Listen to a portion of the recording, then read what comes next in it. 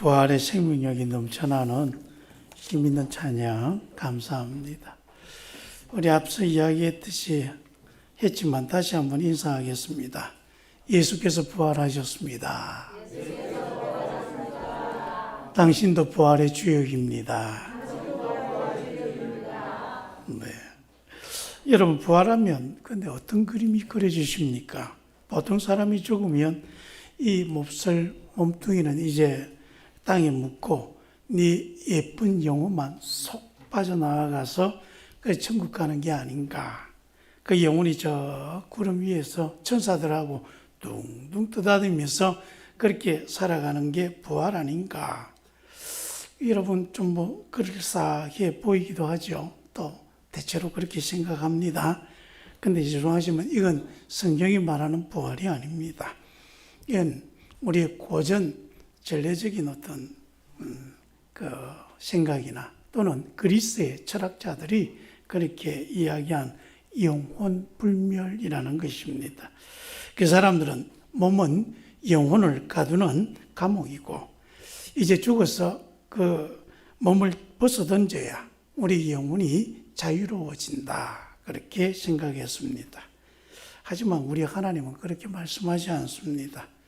여러분, 창세기에 사람을 하나님이 어떻게 만드셨습니까? 흙으로 빚으시고 그걸로 끝입니까?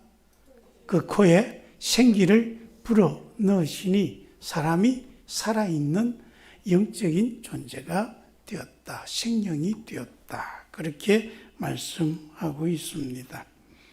그래서 여러분, 진짜 사람은요, 몸과 영혼이 같이 있어야 합니다. 몸만 있으면 어찌 됩니까? 그걸 보고 시체라 그럽니다. 영만 있으면 어떻게 됩니까? 아닙니다. 그런 존재는 없습니다. 영과 몸이 같이 있어야 온전한 살아있는 사람이 되는 것입니다.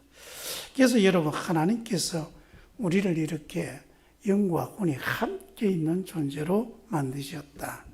그래서 그리스 철학자들이 말하듯이 몸은 이 영을 가두고 있는 감옥 또는 나중에 썩어 없어버려야 되는 쓰레기 같은 그런 존재로 보지 않으십니다. 도리어 다시 살려낼 그런 것으로 하나님이 보시는 거죠. 그래서 여러분, 우리가 오늘도 고백할 때 사도신경으로 신앙 고백하지 않습니까?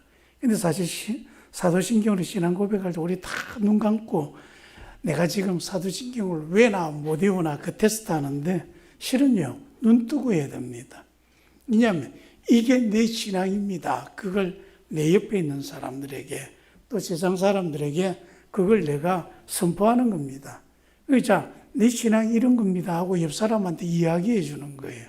이게 사실은 우리가 예배 진행상 눈 감고 하지만 눈 감고 하는 게 아니라 눈 뜨고 잘 모르면 보면서 옆 사람 얼굴 보면서 그렇게 해야 사도신경이 올바로 되어지는 것이다 할 수 있습니다. 그런데 여러분, 그 사도신경 맨 마지막 부분에 뭐라고 이야기합니까? 내 영혼이 다시 살아날 줄 믿사오며 그렇게 말합니까? 나는 영의 부활을 믿으며 그렇게 합니까? 금방 외웠는데 기억이 안 나세요? 네, 몸이 다시 살아날 줄 믿사오며 그렇게 말하고 있지 않습니까? 그래서 여러분, 우리가 부활은 몸이 다시 살아나는 부활이고 이를 통해 영원히 살아가는 것을 내가 믿습니다. 이게 주님께서 우리에게 가르쳐 주시고 또 하나님이 우리에게 말씀하시는 부활입니다. 그래서 부활은 영혼만 쏙 빠져나가는 영혼 탈출이 아닙니다. 낡고 병든 이 육신의 껍데기를 하나님이 신령한 몸으로 만들어서 다시 살아가게 하시는 것입니다. 그래서 여러분, 예수님이 부활하실 때 영으로 나타나셨습니까? 아닙니다. 멀쩡히 몸을 갖고 제자들에게 나타나셔서 못 믿으니까 야, 못자국 좀 만져봐라 그러시고 같이 또 앉으셔서 밥 먹자 그러면서 주님이 식사 다 챙겨놓고 제자들에게 같이 밥을 먹습니다. 그래서 만질 수도 있고 느낄 수도 있고 먹을 수도 있고 대화할 수도 있는 그런 모습으로 부활하신 것이죠. 그래서 오늘 본문 44절에 보니까 육의 몸으로 신고 신령한 몸으로 다시 살아나니 육의 몸이 있은 적도 영의 몸도 있느니라. 그렇게 말씀합니다. 죽어서 영혼만 귀신처럼 떠도는 천국, 그런 건 없습니다. 하나님은 여러분에게 신령한 몸이라고 하는 새 옷을, 새 몸을 지어주셔서 그것으로 하나님의 영광을 보며 살아가게 되는 것입니다. 그래서 썩을 몸이 썩지 않을 몸으로, 약한 몸이 강한 몸으로, 욕된 몸이 영광스러운 몸으로 다시 일어나는 것, 이것이 부활입니다. 그런데 아직 무슨 말인지 잘 모르시겠죠. 근데 고린도 교회 성도들도 그랬던 것 같습니다. 그래서 바울한테 묻습니다. 뭐라고요? 죽은 자들이 어떻게 다시 살며 어떠한 몸으로 오는 겁니까? 그러자 바울이 대답을 해주죠. 여러분, 요즘은 장례를 치를 때에요, 화장하는 게 거의 당연한 것처럼 하지 않습니까? 근데 한 30년 전쯤 이제 부산에서부터 화장이 좀 유행하게 되었거든요. 그때 기독교인들이 고민에 빠졌습니다. 화장해버리면 우리가 부활할 때 어떻게 부활할 수 있는가? 부활 못할 것 같은 그런 두려움이 생긴 거죠. 그런데 여러분, 시신을 땅에 묻으면 안 없어집니까? 똑같이 썩어 없어지죠. 뼈는 남지 않느냐? 뼈도 한 수천 년 지나 보십시오. 형체가 있는가? 다 사라지고 없습니다. 불타서 없어지나 땅에 묻혀서 없어지나 사라지는 건 매한가지입니다. 그런데 그런 사람들을 향해서 바울이 대답을 합니다. 어리석은 자여, 네가 뿌리는 씨가 죽지 않으면 살아나지 못하겠고. 그래서 씨앗의 비유를 들면서 부활에 대해 설명을 합니다. 여러분, 부활의 첫 번째 원리가 무엇입니까? 죽어야 부활하는 겁니다. 죽지 않고 부활할 수 있습니까? 죽지 않고 그냥 영원히 사는 것을 부활이라고 하지 않죠. 죽어서 다시 사는 것, 이걸 부활이라고 그러는 겁니다. 그래서 씨앗의 비유로 죽어서 다시 사는 게 뭔가, 그래서 제가 오늘 좀 공부를 열심히 해봤습니다. 과학 공부를 열심히 해봤습니다. 씨앗이 싹을 틔우는 이 발화의 과정을 가만히 보면 현대 과학으로 봐도 정말 기막힌 부활의 신비가 담겨 있습니다.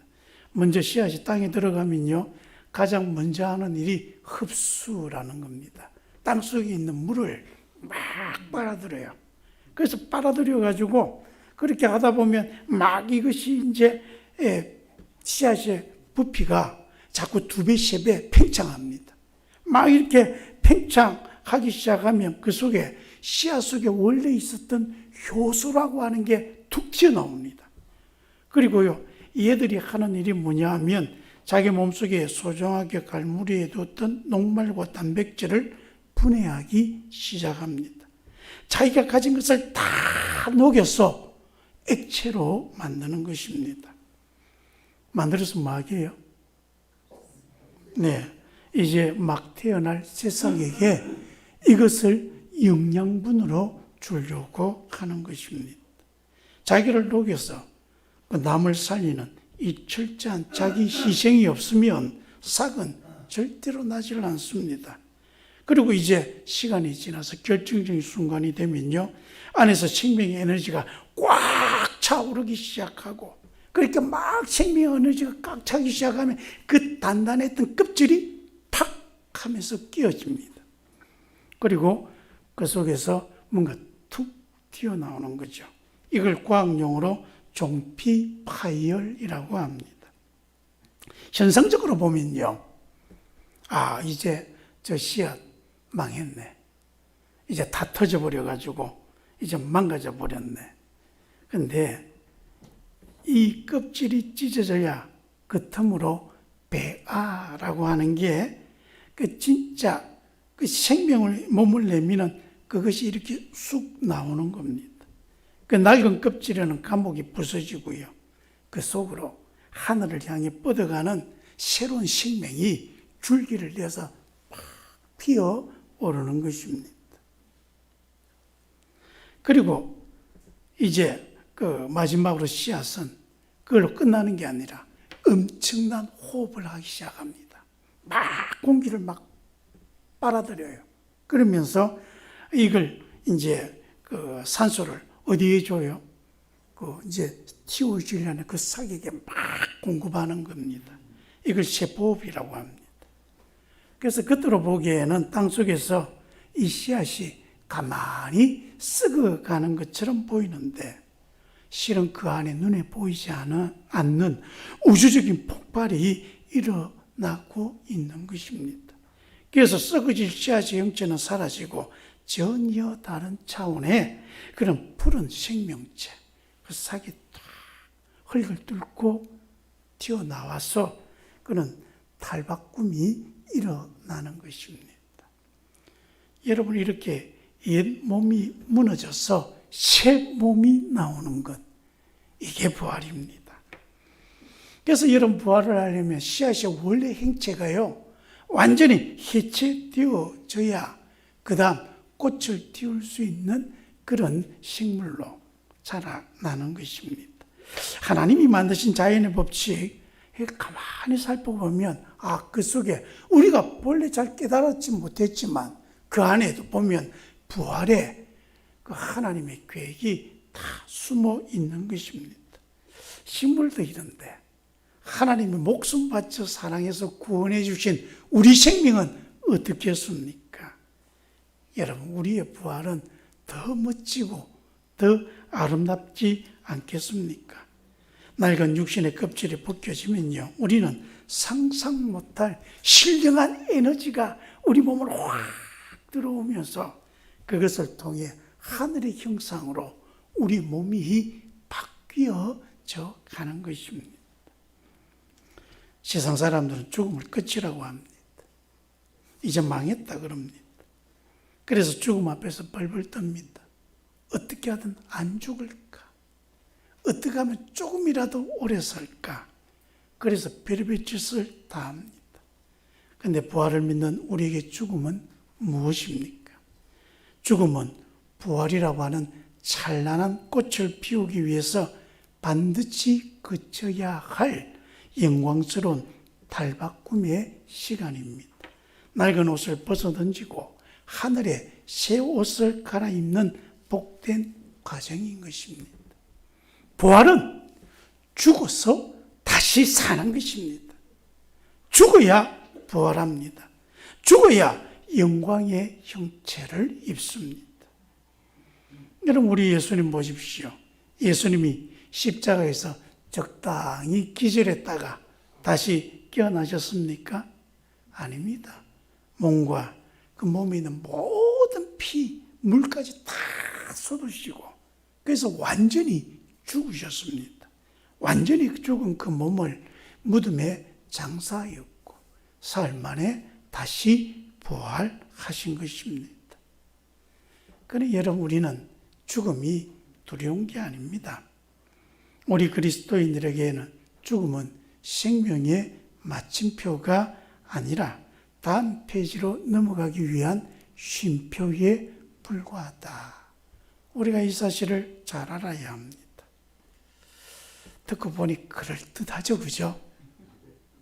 그런데도 아직 긴가민가 하시죠? 그래서 과학 이야기를 하나 더 해드리겠습니다. 보통 우리가 번데기가 나비 된다 그러지 않습니까?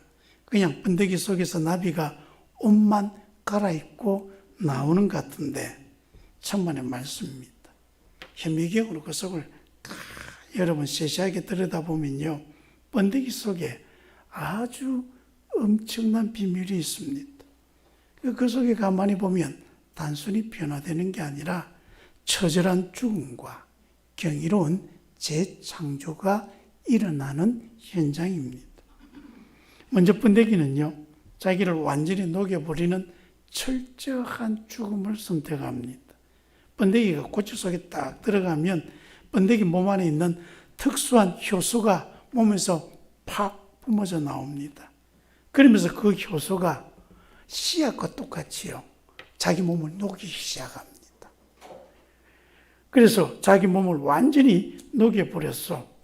그래서 애벌레 때 가졌던 다리도 녹고 소화기관도 녹고 하여간 몸 전체가 형체도 없이 녹아 사라집니다. 사라지는 게 아니라 녹아져 버려요. 그리고 이제 그래서 나중에 이 고체를 콧대 탁 갈라보면 그 안에 아무것도 없습니다. 그냥 오직 걸쭉한 이 단백질 스프만 거기 딱 있습니다. 그래서 애벌레는 이렇게 완벽하게 녹아 죽어버렸습니다. 근데 눈으로만 보면 와, 저거 다 녹아서 죽었네? 끝났네? 그렇게 생각 들지 않습니까? 근데 그 죽음의 숲 속에요, 단백질로 탁 변해있는 그 덩어리 속에 부활의 설계도가 숨겨져 있습니다. 진짜 기적이 여기서 시작됩니다. 그 액체 상태로 녹아버린 숲 속에 성충판이라고 하는 세포가 있어요. 그 세포 덩어리들이요, 이제 애벌레가 알에서 깨어날 때부터 하나님이 그 몸속에 미리 숨겨둔 것입니다. 평소에는 가만히 잠자고 있다가 몸 전체가 액체로 녹아버리는 그 순간 이 성충판들이 눈을 번쩍하고 뜹니다. 깨어납니다. 그러더니 그 녹아내린 단백질 영양분을 재료 삼아서 빛의 속도로 몸을 만들어가요. 다리를 만들고요, 눈을 만들고요, 날개를 만들고요. 그러면서 이제 나올 준비를 하는 거죠. 하나님이 창세 전부터 우리 영혼 속에 심어두신 부활의 설교대가 그렇게 가동되는 겁니다. 겉으로는 썩어 문드러지는 것 같지만 속에는 하나님의 손길이 새로운 형체를 빚어내고 있는 겁니다. 그래서 마지막으로 번데기가 전혀 다른 존재로 재탄생해버립니다. 분리했던 세포들이 녹아서 사라진 줄 알았는데 그 재료가 그대로 다시 쓰여서 세상에 다시 없을 화려한 그 날개를 가진 나비로 그렇게 날아오르는 것입니다. 그렇게 바뀌어지는 걸 과학에서는 변태라고 부릅니다. 우리 믿음의 사람들은 이걸 부활이다, 새 창조다, 그렇게 성경은 말씀하고 있습니다. 땅바닥만 기어다니던 존재가 이제는 꽃 사이를 훨훨 날아다니는 하늘의 존재로 신분이 바뀌어버리는 거죠. 껍데기는 그대로인 것 같은데 속은 하늘의 형상으로 뒤바뀌어버린 것입니다. 하나님이 우리 영혼 속에 심어두신 부활의 설교도가 가동되어서 썩어질 우리 육신을 재로 삼아 하나님은 신령한 몸으로 만들어 주시는 것입니다. 그래서 여러분, 부활은 안 죽고 오래 사는 게 아닙니다. 제대로 죽고 완전히 새롭게 사는 것입니다. 이 부활의 신비를 우리가 온전히 내 마음에 새기고 나면요, 우리는 암 앞에서도 청천벽력 같은 사고의 소식, 이 전쟁의 소문, 숨이 넘어가는 임종의 순간에도 그렇게 두려워하거나 벌벌 떨 이유가 없습니다. 오히려 얼굴에 환한 미소를 띠고 이렇게 외치며 떠날 수 있습니다. 주님, 저 이제 이 답답한 고치를 벗어버리고 나비가 되어서 주님께 날아갑니다. 이게 바로 죽음입니다. 그리고 이것이 부활입니다. 여러분, 이게 우리 그리스도인이 갖는 부활의 배짱입니다. 그래서 세상 사람은 죽음 앞에서 끝이다, 망했다, 그렇게 말하지만 우리는 이제 시작이다. 이제 나는 영광의 날개를 펴고 진짜 인생, 새 인생을 시작한다. 이까지 설명하니까 그런 것 같죠. 아직까지 더 설명을 해야 하나? 그런데 우리가 부활하면 도대체 그 몸은 어떻게 변할까?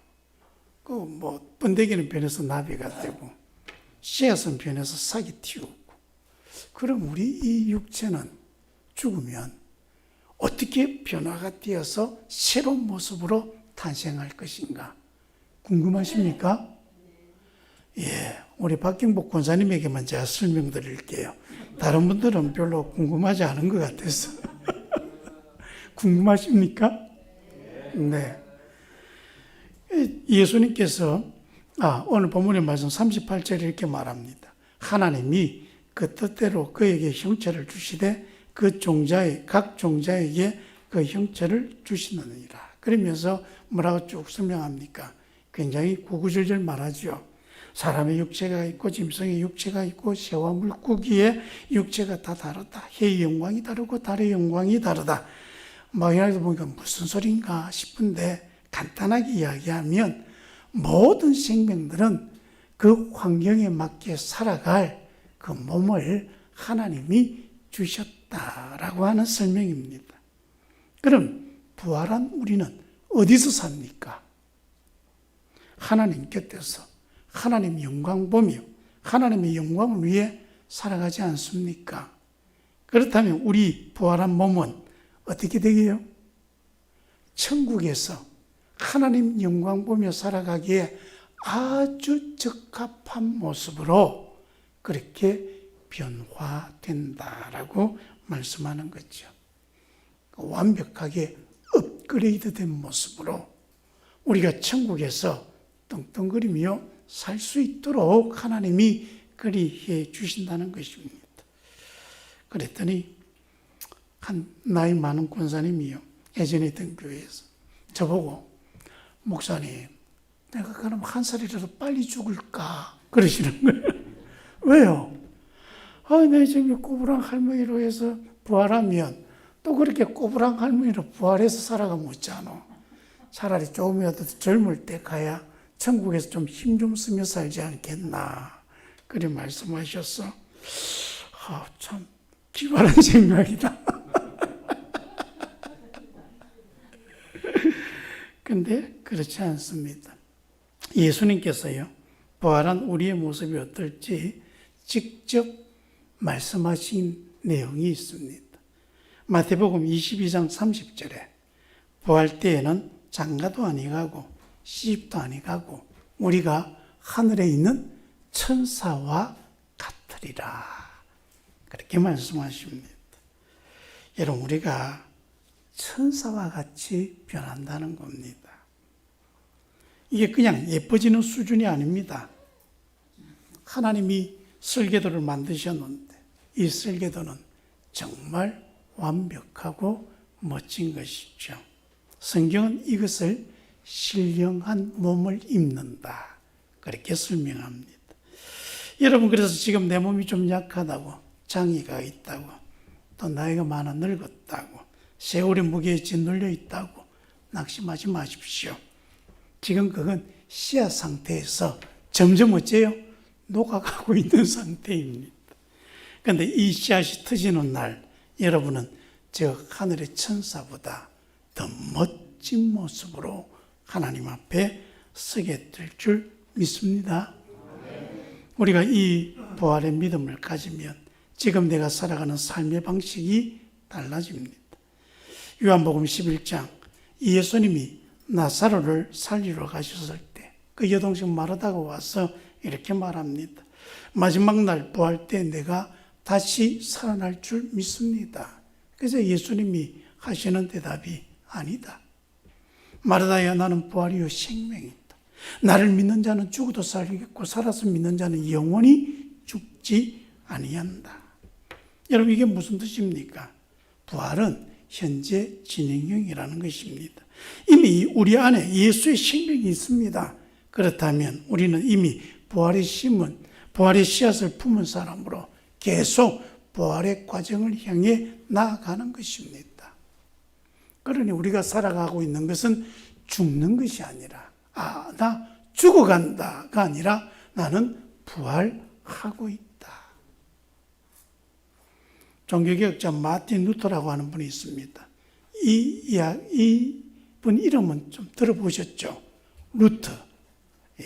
이 루터라는 양반이 종교개혁하다가 나중에 사방이 길이 꽉 막혀버렸습니다. 이제 재판장에 가서 그때 사형선고를 받으며 꼼짝없이 죽을 형편에 놓였습니다. 그러니까 너무 마음이 낙심돼서 한숨 푹푹 쉬며 얼굴에 완전 죽을 상으로 그렇게 고민해 있는 거죠. 그런 모습을 보더니 그 아내가 그 옆으로 와서 이야기를 하는데 보니까 상복을 입고 있습니다. 루터가 말합니다. 누가 죽었어?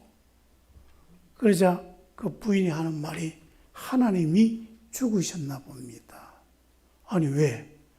아니 세상을 살리시고 죽음에서 부활하신 예수님도 그걸 믿는 당신인데 당신의 모습 보니까 다 죽었다고 그러고 죽을 상하고 있지 않습니까?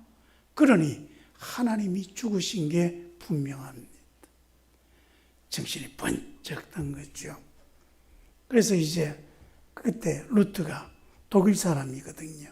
독일어로 이렇게 말합니다. 비비트. 뭐냐? 살아났다. 살아났다. 그렇게 외치면서 이제 그는 다시 용기를 내어 자기가 해야 될 일을 열심히 했습니다.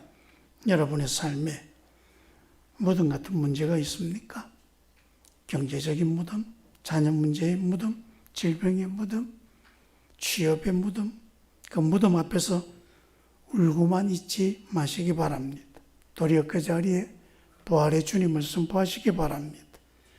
내 안에 미움은 죽고 예수의 사랑이 살아난다. 내 안에 절망은 죽고 예수의 소망이 살아난다. 내 안에 혈기는 죽고 예수의 성품이 살아난다. 우리 자꾸 그렇게 선포하며 우리의 삶을 자꾸 새롭게 해가는 것. 이것이 바로 부활의 믿음을 갖고 살아가는 것입니다. 나의 낡은 인격의 성품은 죽고 예수의 인격이 내 안에서 다시 살아나는 것. 이 부활의 능력이 오늘도 여러분의 삶과 여러분의 살아가는 삶의 자리에 넘쳐나길 바랍니다. 이제 말씀을 정리하겠습니다. 미국의 시인 패트 반저가 근데 이분이 무슨 시를 지었는지 잘 모르겠어요. 하여간 있답니다. 근데 이분이요 부활절 아침에 꽃가게 할머니를 만났습니다. 근데 이 할머니 늘 얼굴이 싱글벙글 그렇게 여유가 있는 겁니다. 그래서 좀 궁금해서 물었습니다. 할머니 무슨 좋은 일이 있어서 그렇게 늘 싱글벙글 웃고 계십니까? 그래서 그분 하시는 말씀이 내 나이만큼 살면 슬픈 일, 가슴 아픈 일 얼마나 많겠습니까? 하지만 나는 괴로울 때마다 혼자 이렇게 말해요. 사흘만 기다리자. 십자가의 금요일이 끝이 아니지 않습니까? 사흘 뒤에는 반드시 부활의 새벽이 오지 않습니까? 내 인생의 고통도 사흘이면 부활로 바뀔 줄 믿는 것이죠. 사랑하는 성도 여러분, 오늘 여러분의 인생이 예수님이 십자가에 죽으신 금요일 같습니까? 어둠뿐이고 죽음뿐인 것 같습니까? 속지 마시기 바랍니다. 예수님의 무덤 문은 이미 열렸습니다. 주님은 부활하셨습니다. 오늘 사도 바울이 우리에게 보여준 이 찬란한 몸의 부활의 소망을 굳게 믿으시기 바랍니다. 우리는 단순히 죽지 않는 영혼이 아닙니다. 하나님께서 친히 빚으신 영광스러운 신령한 몸을 입고 영원히 하나님 나라에서 왕노릇하며 살아갈 존귀한 존재들입니다. 이 부활의 확신을 갖고 세상에 당당히 나아가시기 바랍니다. 어깨 펴시기 바랍니다. 죽음을 이기신 예수님이 여러분의 손을 잡고 오늘도 함께 해 주십니다. 기도하겠습니다. 사랑의 하나님 아버지, 오늘 부활의 소망을 우리 마음에 심어주시니 감사합니다. 죽음이 끝이 아니라 영광스러운 변화의 시작임을 믿습니다. 씨앗이 죽어 싹을 틔우듯 우리도 주 안에서 신령한 몸으로 다시 살아날 그날을 기대합니다. 이 땅에 잠깐 고통에 무너지지 않도록 도와주시고 영원한 천국 그 영광을 바라보며 오늘을 담대하게 이기며 살아갈 수 있도록 능력 주시옵소서. 예수 그리스도의 이름으로 기도합니다.